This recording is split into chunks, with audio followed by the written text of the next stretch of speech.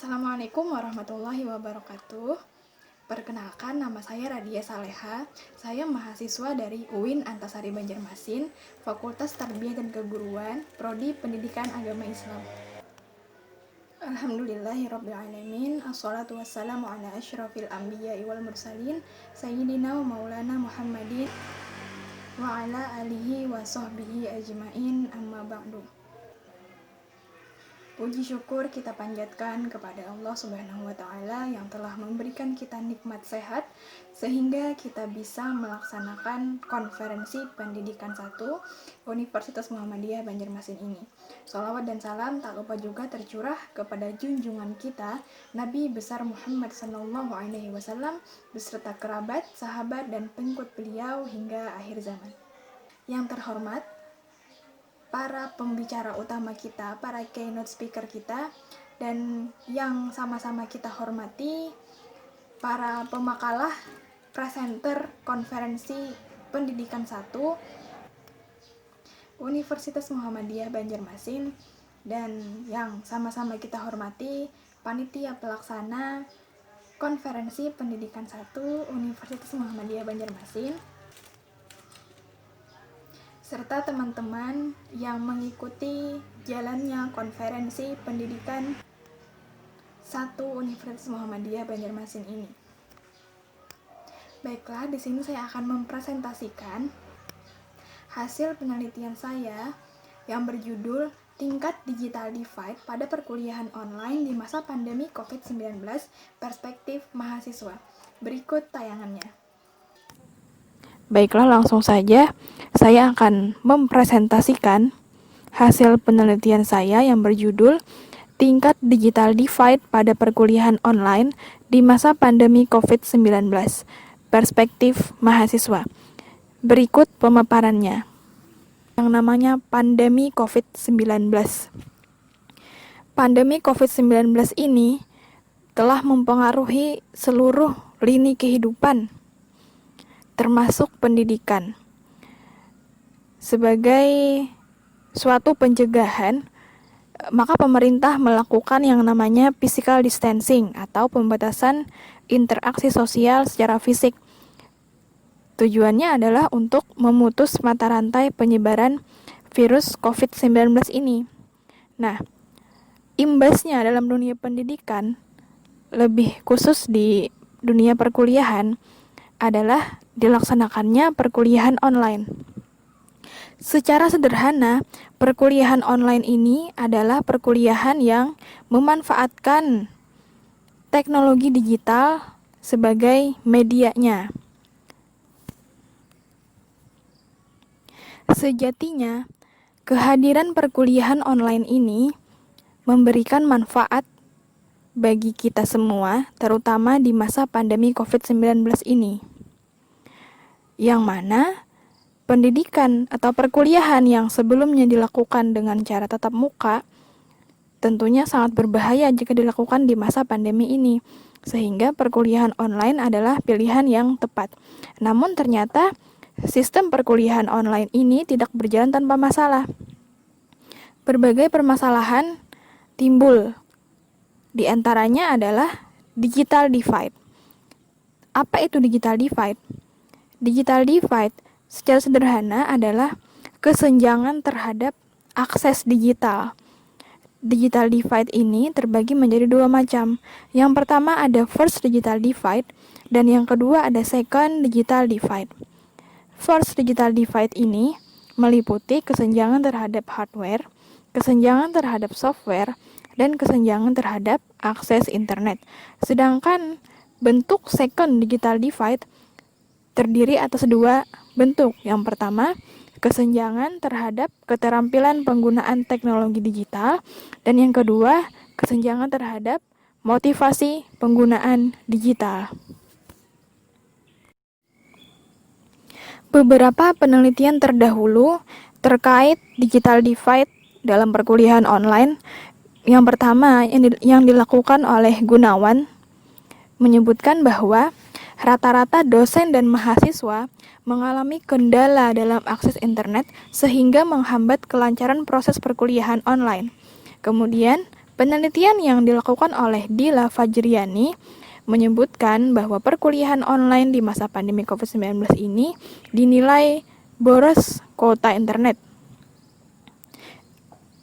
Penelitian ini mencoba mendeskripsikan kendala perkuliahan online dalam sudut pandang kesenjangan digital menggunakan teori digital divide oleh Jan E.G.M. Van Dijk melalui perspektif mahasiswa.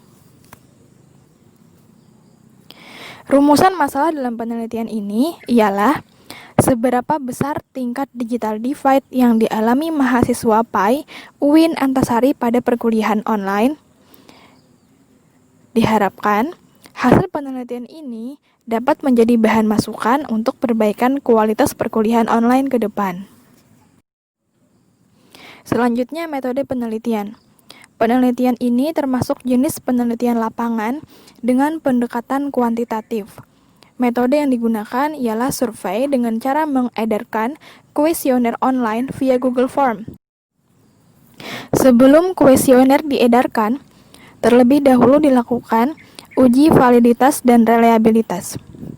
Setelah data terkumpul, selanjutnya dianalisis secara statistik deskriptif menggunakan aplikasi SPSS for Windows versi 22.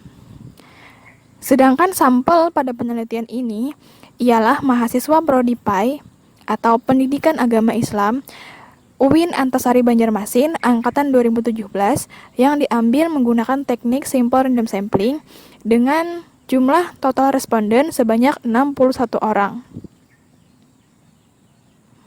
Perlu juga saya sampaikan bahwa penelitian ini dilakukan setelah mahasiswa menjalani perkuliahan online selama 9 minggu dengan pengumpulan data selama 2 minggu terhitung sejak 22 Mei sampai 7 Juni 2020. Baik, kita memasuki hasil dan pembahasan. Berikut diagram perbandingan tingkat first digital divide yang dialami mahasiswa PAI UIN Antasari. Di sini terdapat diagram yang berwarna kuning dan diagram yang berwarna hijau. Warna kuning menunjukkan terjadinya tingkat kesenjangan kategori sedang, sedangkan yang warna hijau menunjukkan tingkat kesenjangan kategori rendah. Diagram ini memperlihatkan kesenjangan terhadap hardware dan kualitas jaringan berada pada kategori rendah, namun kesenjangan terhadap software dan kuota internet berada pada kategori sedang. Sehingga secara umum, mahasiswa PAI UIN Antasari Banjarmasin tidak mengalami kesenjangan terhadap akses hardware. Namun, kondisi ini tidak berbanding lurus dengan akses software dan ketersediaan kuota internet yang masih tergolong pada kesenjangan kategori sedang. Berikut penjelasan masing-masing kesenjangan dalam hal first digital divide. Yang pertama, akses terhadap software. Pada umumnya, sampel atau mahasiswa PAI UIN Antasari Banjarmasin mengalami kesenjangan software kategori sedang sebanyak 65,6%, sehingga dapat dikatakan mahasiswa masih kesulitan mengakses aplikasi yang diperlukan untuk pelaksanaan perkuliahan online. Hal ini terjadi mengingat mahasiswa belum sepenuhnya beradaptasi dengan perubahan metode perkuliahan serta kurangnya pemahaman terhadap fitur-fitur yang ada pada aplikasi perkuliahan online. Selanjutnya, kesenjangan hardware. Sebagian besar mahasiswa mengalami kesenjangan kategori rendah sebanyak 77%. Mahasiswa, kalau kita lihat ya, mahasiswa sebagai generasi milenial ini, kepemilikan terhadap hardware itu sudah hampir merata. Hanya saja tingkat kecanggihannya yang bervariasi. Hal ini sesuai dengan apa yang dikatakan Van Deurzen dan Van Dijk yang menyatakan bahwa kecepatan perkembangan teknologi digital yang terjadi tidak selalu diimbangi dengan terjadinya pemerataan kepemilikan pada masyarakat. Di samping itu, kesenjangan terhadap hardware dalam perkuliahan online ini dapat juga disebabkan karena pemilihan hardware yang kurang tepat, sehingga mempengaruhi faktor tampilan perkuliahan online.